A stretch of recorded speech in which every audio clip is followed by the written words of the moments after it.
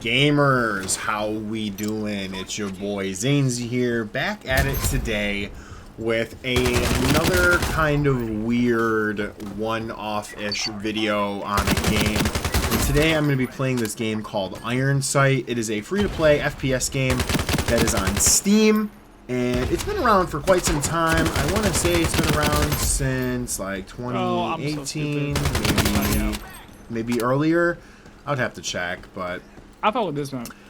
You're gonna hear my friends potentially in the background for maybe only a couple of clips, not too many, but what can you do when you're unprofessional and you can't always have everything separate. But so yeah, you know, my friend who you're hearing in the actual clips right now, Max, because I am a gremlin who craves a FPS game that has that arcadey old COD feel. He put me onto this, and you know, I gotta say, this game it's a game, man. You know, it's definitely a game. I played, I want to say maybe around like 10 to maybe max 20 hours on this game when I would run it. I don't really play it much anymore just because, you know, there's other games that I have in the rotation. And honestly, I just have like so many like games where like I have select amounts of content on it, and I like, limit myself because I need to get that content out. And I've seen videos of like people reviewing, you know, FPS games and stuff like that. So I kind of wanted to dip my toe into that just because I do like to commentate, and I do like, you know, just talking to a microphone and just talk about, you know, games that I'm playing. And, you know, with Ironsight, that's definitely one of the, you know, it's definitely one of those games where, you know, it's like that, where I can just sit down, have all my clips. This is like all the content that I have on this game that I found worthy and to like even put it in a video. Some of the stuff, you know, is better than others, but I just went and was like, you know, I wanted some gun variety. I wanted some map variety, but there's only a limited number of maps that actually get voted for when you're playing this game, depending on when you're playing it, which, you know, that'll be some stuff that I'll cover more into probably closer to the end of the video when I talk more about the pros and the cons about the game. Yeah, we're just obviously I'll knick-knack here and there on certain things, but you know, overall, this game, when I was playing it, I really didn't mind it, man. It was, you know, something that, for what I wanted out of a first-person shooter game, it served its purpose. It was serviceable. I don't think this is really a game that, you know, it's not gonna be anything that is a COD killer or anything that compares to COD. You know, it definitely has its own little lane, and you can tell, especially with like the Steam charts and just the overall activity on the game, that it's had its moment in the sun and it's peaked, but it still does have that solid core player base where if you want to get on and you want to get some games in, you absolutely can get the games in. This game is far from what I would call dead. I do think it's on console, but that, yet again, is just something where I don't completely remember at this moment in time. But with the Steam charts, I mean, you normally have around like 300 to 700 people on it any given day. So, you know, you really can't complain with that. There's more than enough, you know, lobbies in the game to where you can do different game modes.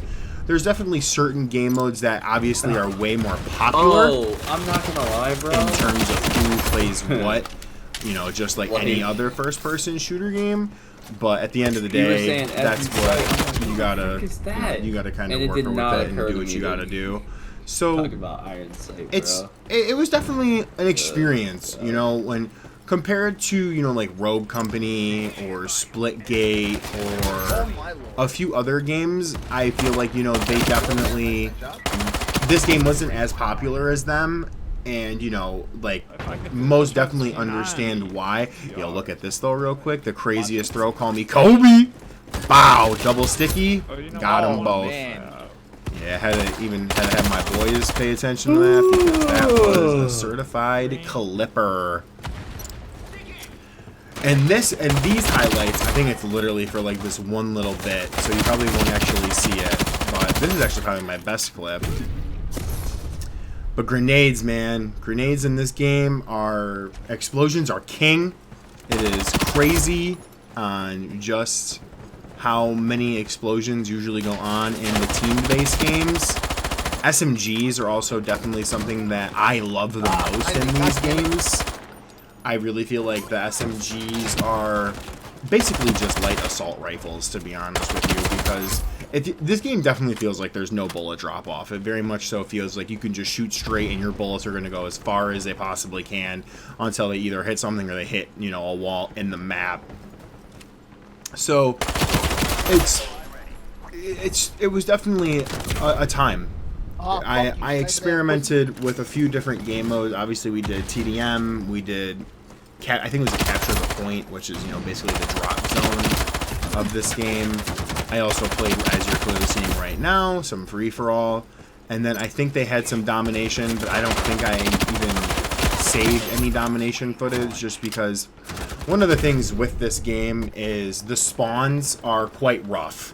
You can get spawn trapped rather easy, and that's not fun. And that's where like the pros and cons will come in as I wrap the video up. But the netcode for this game is serviceable. You will absolutely get shredded behind walls at certain times. That right there. Sometimes people's spawn immunity will last longer than it's expected to. This game also, while having a smaller community, that does mean you are going to run into a lot of people who are extremely sweaty. It's ironic coming from me, who is an extremely sweaty player, but like I've seen people who had like 1, 2, 3,000 plus matches played and, you know, hundreds of hours logged, and you know, this is just a free-to-play game, but I can't say much because we were also all doing that on the older Call of Duties, so, you know, I guess it is what it is on that. But the game, like out of a scale of 1 to 10, it's probably like a 7. You and your friends want to get on there. If you know you have a nice squad, you can get on there and you'll find a bunch of lobbies and you'll probably have some fun. It's not something that I would probably recommend for like solo surfing for very long, just because with the netcode and some of the service issues, you know, like because at certain times you will find lobbies that are not NA or even near NA. But Ironsight is a pretty decent game, man. You know, it definitely seemed like a game that wanted to appeal to the demographic of gamers that wanted that old school arcadey SPS game, and you know what, they did. In my opinion, they achieved it. It's not perfected, it's not perfect, but they absolutely achieved it, and I think they did a good job on it. So at the end of the day, it's a W. This has been your boy Zanezy. Hope you have a good one, and see you later, alligators.